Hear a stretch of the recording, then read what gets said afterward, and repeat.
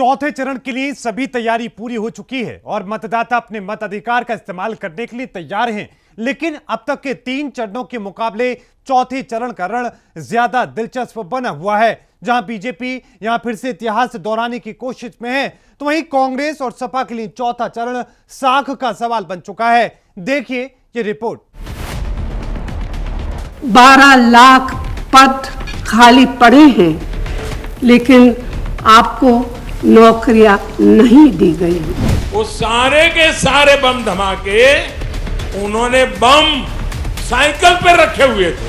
न खाद दे पाई सरकार, न डीएपी दे पाई, और जब बोरी को घर पे जाके देखा तो बताओ 5 किलो की चोरी हो गई कि नहीं हो गई। उत्तर प्रदेश में अब तक 3 चरणों में 172 सीटों पर मतदान हो चुके हैं और अब चौथे चरण में 9 जिलों की 59 सीटों पर मतदान होने वाला है। इन 9 जिलों में रायबरेली, पीलीभीत, लखीमपुर खीरी, सीतापुर, हरदोई, लखनऊ, उन्नाव, फतेहपुर और बांदा जिलों की सीटें हैं। यूपी चुनाव के चौथे चरण के दौरान लखनऊ के साथ साथ रायबरेली में दिलचस्प मामला बना हुआ है, क्योंकि इसे गांधी परिवार का गढ़ माना जाता है। कांग्रेस अध्यक्ष सोनिया गांधी यहीं से लोकसभा सांसद हैं। इसके साथ चौथे चरण में कांग्रेस महासचिव प्रियंका गांधी वाड्रा की चुनावी रणनीति की भी परीक्षा होनी है और ऐसे में खुद सोनिया गांधी भी बीजेपी पर बार बार जोरदार तरीके से हमला करके कांग्रेस के लिए माहौल बना रखी हैं। आपको घर बता दिया, सरकारी नौकरियों के 12 लाख पद खाली पड़े हैं, लेकिन आपको नौकरियां नहीं दी गई। पेट्रोल, डीजल, रसोई गैस, सरसों तेल के दाम इतने बढ़ गए हैं कि आम लोगों के घर चलाना मुश्किल हो गया है। जबकि अवध क्षेत्रों की सीटों पर सबकी नजर है, क्योंकि पिछले 2 विधानसभा चुनावों में जिस पार्टी ने यहां से जीत दर्ज की, सरकार उसी की बनी। इस चरण की करीब 90% सीटें बीजेपी और उसके सहयोगियों के पास हैं। दरअसल 2017 के विधानसभा चुनाव में बीजेपी ने इनमें से 51 सीटों पर जीत हासिल की थी, जबकि एक सीट उसके सहयोगी अपना दल एस के खाते में गई थी। वहीं समाजवादी पार्टी को 4 तो कांग्रेस और बहुजन समाज पार्टी को 2-2 सीट पर जीत मिली थी। हालांकि यूपी चुनाव 2022 से पहले कांग्रेस के 2 और बसपा के 1 विधायक ने बीजेपी का दामन थाम लिया है। अब इन क्षेत्रों में अखिलेश यादव भी लगातार मेहनत कर रहे हैं। और जब आपने धान बेचा होगा तो बताओ धान की फसल की लूट हो गई कि नहीं हो गई। और आप जब खाद लेने गए होगे तो बताओ खाद मिल गई क्या आपको,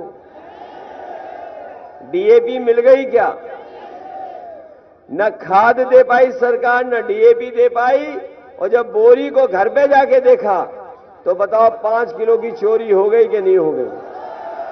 2017 के विधानसभा चुनाव में बीजेपी गठबंधन ने 9 जिलों में से 4 में क्लीन स्वीप किया था। इस दौरान बीजेपी ने पीलीभीत की सभी 4 सीटें, लखीमपुर खीरी की 8, बांदा की 6 और फतेहपुर की 6 सीटें जीती थी, जिसमें अपना दल एस के खाते में 1 सीट गई थी। वहीं हरदोई की 8 सीटों में से बीजेपी 7 और 1 पर सपा को जीत मिली थी। सीतापुर में बीजेपी ने 7 सीटें जीती थी, जबकि बसपा और सपा को 1-1 सीट मिली। वहीं बीजेपी ने लखनऊ की 9 में से 8 सीटों पर कब्जा किया था। सपा 1 सीट जीतने में सफल रही थी।